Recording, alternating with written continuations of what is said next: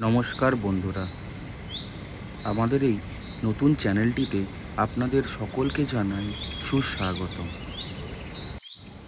বড়দের প্রণাম ও ছোটদের ভালোবাসা জানিয়ে আমরা শুরু করতে চলেছি আমাদের একটি নতুন প্রচেষ্টা। এই চ্যানেলে আমরা আপনাদের কাছে তুলে ধরব আমাদের আশেপাশে থাকা বিভিন্ন জায়গার খাঁটি সত্যি কথা এবং খাদ্যরসিক ও খাদ্যপ্রেমীদের জন্য কিছু নতুন নতুন খাদ্যের সন্ধান। আশা করি আপনাদের খুবই ভালো লাগবে।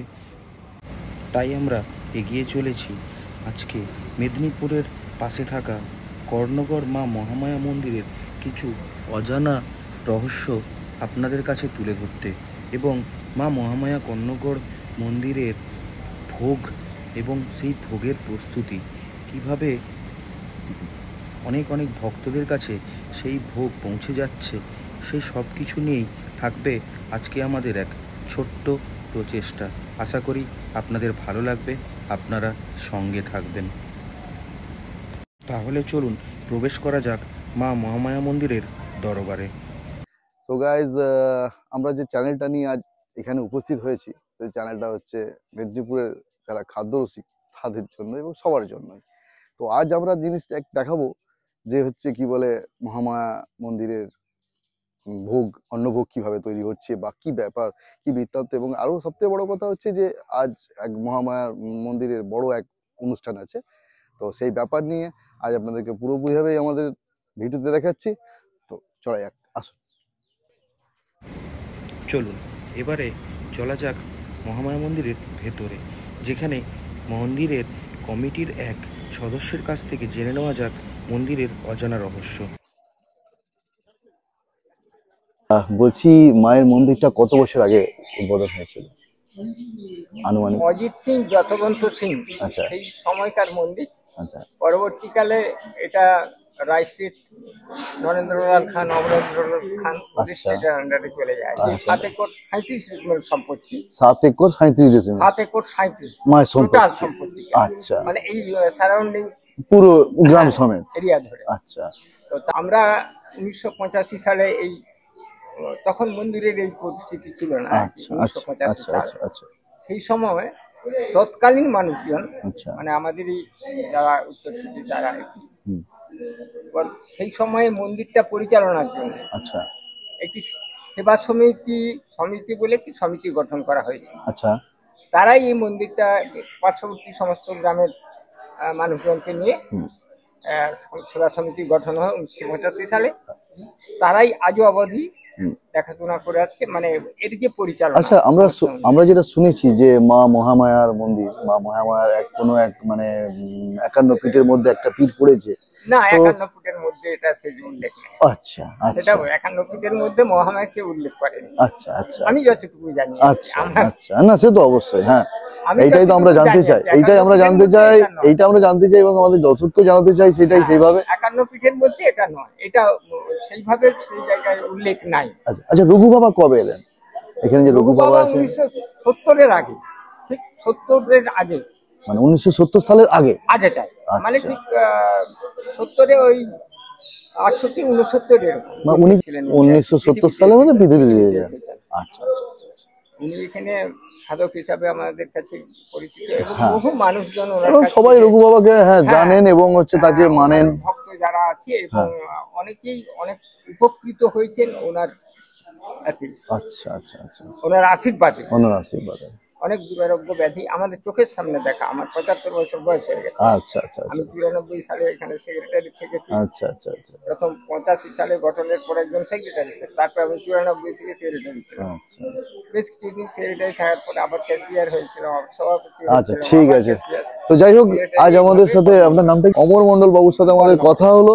ওনার কাছ থেকে অনেক পুরনো তথ্য আমরা জানতে পেরেছি, যা 1970 সালের আগের ঘটনা উনি বলেছেন যে রঘু বাবা এখানে এসে মায়ের সেই উদ্বোধন করেছে এবং দশভুজা মায়ের হচ্ছে হোমযজ্ঞ এখানে হতো। তো যাই হোক, বিভিন্ন অনেক কিছু, অনেক অজানা তথ্য ওনার কাছ থেকে আমরা আরো জানবো, আরো কিছু জানবো। তো গাইস, আমরা আবার আসছি। চলুন তাহলে এবারে প্রবেশ করা যাক মা মহামায়া মন্দিরের গর্ভগৃহে, যেখানে মা মহামায়া নিজে বিরাজমান। দেখা যাক মায়ের মূর্তির স্বরূপ। আচ্ছা, মাকে তো আমরা দেখতেই পাচ্ছি, তার সাথে যে আরো একটা ঐতিহ্যপূর্ণ কথা, যেটা যে পঞ্চমুণ্ডী আসনে বসে যে মানে পূজা করা, যেটা মানে একজন মানে সিদ্ধ পুরুষ ছাড়া অন্য মানে কেউ বসতে পারবে না সেই আসন। হ্যাঁ, যে সেই আসন, হ্যাঁ, যারা প্রকৃত মায়ের আশীর্বাদ করবে, আচ্ছা, সেই রকম মানুষ ছাড়া, আচ্ছা, তার অনুগ্রহ ছাড়া, হ্যাঁ, তার কৃপা ছাড়া ওখানে বসা আচ্ছা, আচ্ছা, আচ্ছা, মানে বসতে পারবেন আচ্ছা, এটুকু আমরা জানি। না অবশ্যই। তাহলে একবার আমি দেখাতে চাইবো, একবার আমাদের আসনটা একবার দেখানো হোক। এই যে সামনে আসন, পঞ্চমুণ্ডু নিয়ে আসনটা তৈরি। হ্যাঁ, পঞ্চমুণ্ড দিয়ে ওই আসনটা তৈরি করা হয়।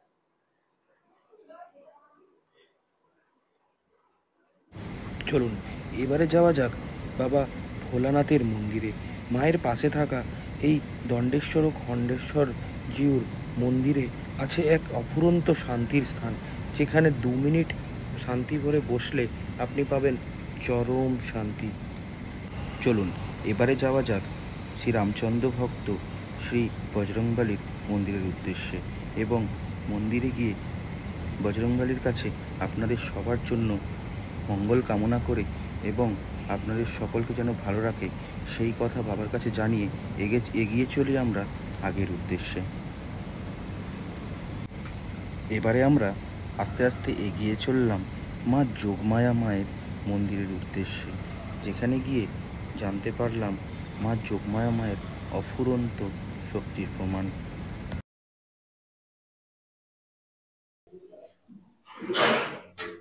ইনি হচ্ছেন মা যোগমায়া, যোগমায়া, হ্যাঁ, আদি রূপ।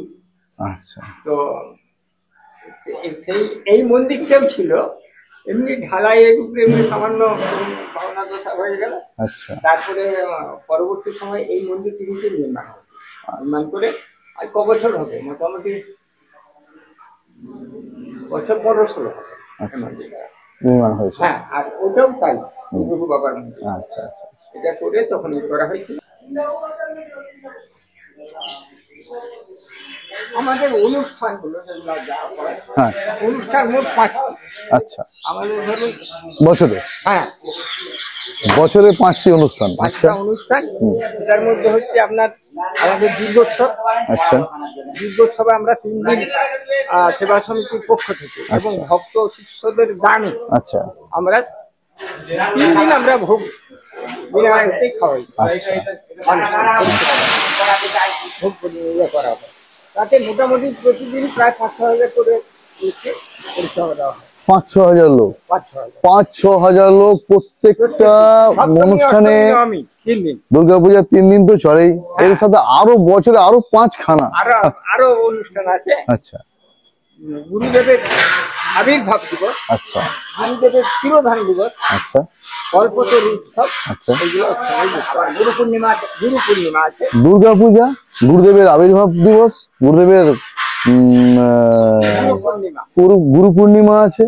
এই মোট মিলিয়ে 5 রকমের 5টা হচ্ছে কি বলে অনুষ্ঠান হয় মায়ের। আমাদের সংক্রান্তির দিন, আচ্ছা, আমাদের এখানে মেলা হয়। এটা খুব প্রাচীন মেলা। আচ্ছা, সংক্রান্তির সময় মেলা হয়। আচ্ছা, ওটার নাম পৌষ মেলা বলে আমরা এখন যদিও বলি। আচ্ছা, কিন্তু আমরা যখন ছোট ছিলাম আর কি, তখন থেকে দেখেছি এটা সুপার জাত বলে পরিচিত। সুপার জাত, সুপার জাত মানে কি, এইখানে যে মেলাটা হতো, হ্যাঁ, সেটা শুকা মাছের খুব আমদানি হতো। আচ্ছা, এই এর মধ্যে একটা ইয়ে ঢুকছে, লুকিয়ে আছে। এটা নাম ছিল সুকার জাত। আচ্ছা, সুকার জাত। হ্যাঁ, সুকার জাত। তারপর থেকে পৌষ মেলাতে পরিবর্তন হলো। তখন আমাদের জ্ঞান হয়।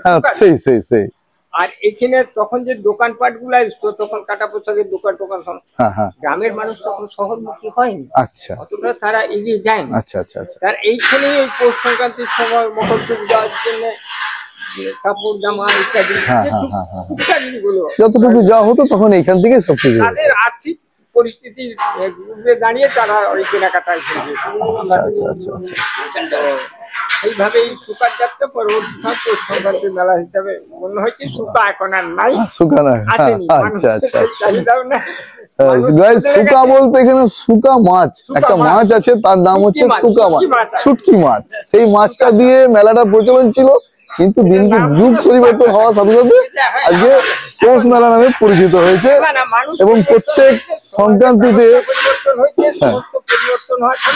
সুপারজাত নদীর মধ্যে এখন পৌষ সংক্রান্তির মেলা কর্ণগড়ে মহামার আচ্ছা আচ্ছা ওইটি হয়ে জানছে আচ্ছা এবং আচ্ছা সেই সুপা আছে এখন আর আচ্ছা, ঠিক আছে। মানুষের সে রুচিও নাই, রুচি বদলে গেছে মানুষের। আচ্ছা আগে মানুষ তো এতটা স্বচ্ছ ছিল না, মানুষের জীবন যাপনের যে আর্থিক জায়গা। আচ্ছা, আজকে তো বাবার আবির্ভাব দিবস, তাই তো? হ্যাঁ, তো আজকে কতদিনের একটা পরিকল্পনা চলছে? একটা মোটামুটি 5-6 হাজারের একটা estimate আছে। 5-6 হাজার গাইস, 5-6 হাজার লোক খাবে আজকের দিনে। 5-6 হাজারের একটা আজ estimate রঘু আমাদের বাবার আছে। আবির্ভাব দিবস। যদি বাড়ে আরো লোক সংখ্যা, আমরা তখন আরো স্টোর থেকে নিয়ে আমরা আরো চালাতে থাকবো। আচ্ছা আচ্ছা, মানে এটা 5-6 হাজারও কম, এর বেশিও হতে পারে। হ্যাঁ। যদি হয় তো আরো মোটামুটি পরিকল্পনা 3টা আছে। পর্যন্ত আমরা 3টা 3:30 পর্যন্ত মোটামুটি পরিষেবাটা চালিয়ে যাই। 3:30-4টা অবধি পরিষেবা চলে যায়। দেখে নেওয়া যাক মা মহামায়ার ভক্তগণদের অন্ন সেবার স্থান, যেখানে সমস্ত ভক্তগণ একসাথে একই ছাদের তলায় একই জায়গায় বসে মায়ের অন্ন সেবা গ্রহণ করেন। এইটি দুটি সেট, আচ্ছা এইটা ভোগ পরিবেশনের সেট আছে।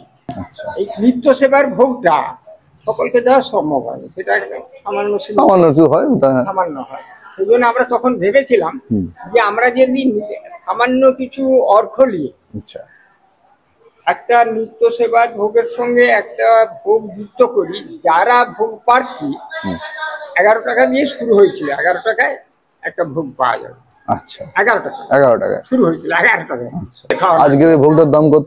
আজকে 60 টাকা দাঁড়িয়েছে। আজকে শেষ দামটা হচ্ছে 60 60 টাকা। টাকা। 11 টাকা থেকে শুরু হ্যাঁ। ভোগ, যেখান থেকে পাওয়া যেত।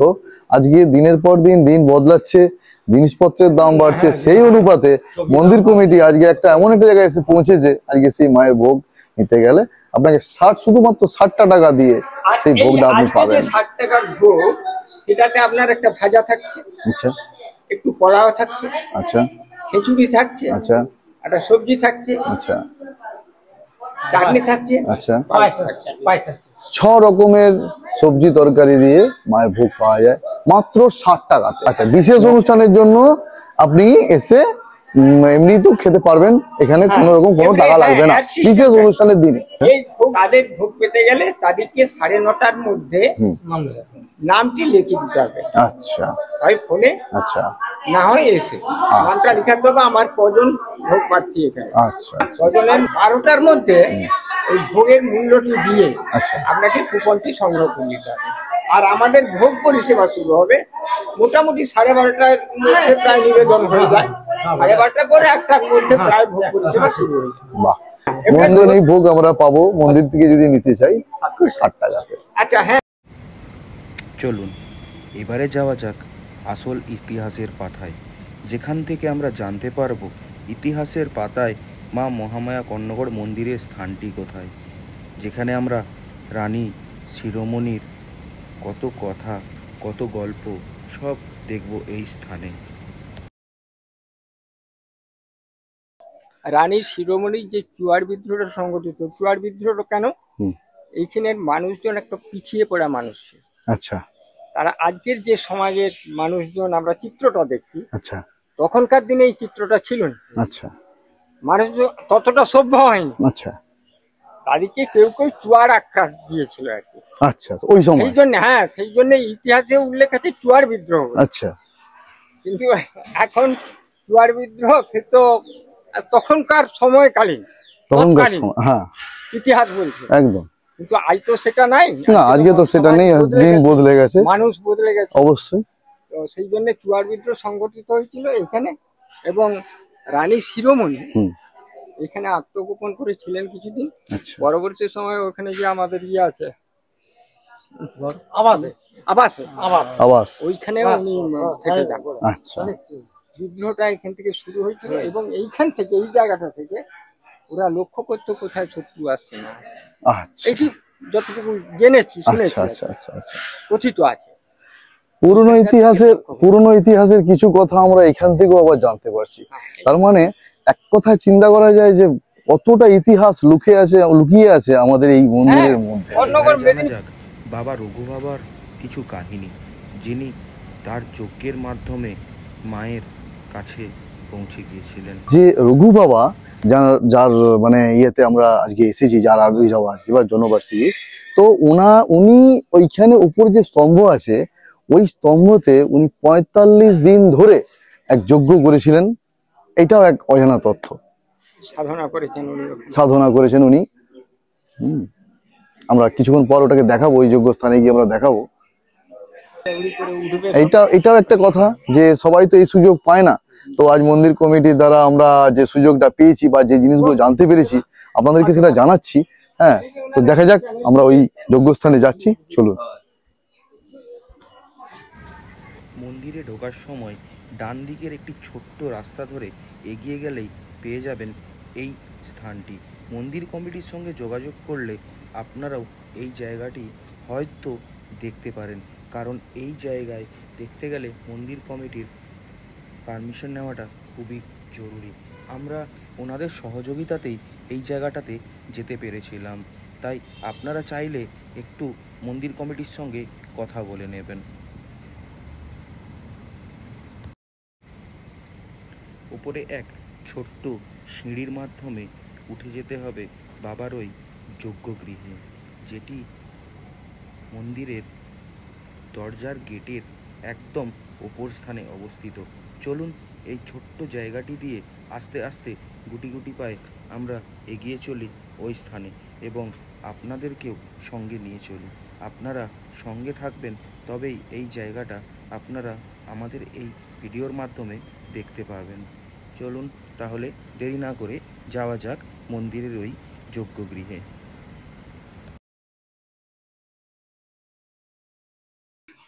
আরেক অজানা তথ্যে আমরা এসেছি। এই হচ্ছে রঘু বাবার যোগ মণ্ডপ। এখানেই উনি ৪৫ দিন ধরে মায়ের যজ্ঞ করেছেন এবং হ্যাঁ, আচ্ছা আচ্ছা আচ্ছা, বাহ, অজানা ইতিহাসের কিছু কথা আজ আমরা জানতে পারছি। এই হচ্ছে যোগ মণ্ডপ। এইখান থেকে আপনি গোটা মন্দির, গ্রাম সবকিছু দেখতে পাবেন। এর পরের কাহিনী নিয়ে আমরা আসতে চলেছি আর এক নতুন ব্লগ নিয়ে আপনাদের সবার সামনে, যেখানে আপনারা মায়ের ভোগ এবং মায়ের অন্নসেবা নিয়ে জানতে পারবেন এক অফুরন্ত তথ্য। তাই দেরি না করে আমাদের এই জায়গা টিপ চ্যানেলটাকে লাইক, সাবস্ক্রাইব এবং পারলে একটা শেয়ার করে দেবেন। আশা করি আপনারা সকলেই ভালো আছেন, ভালো থাকবেন।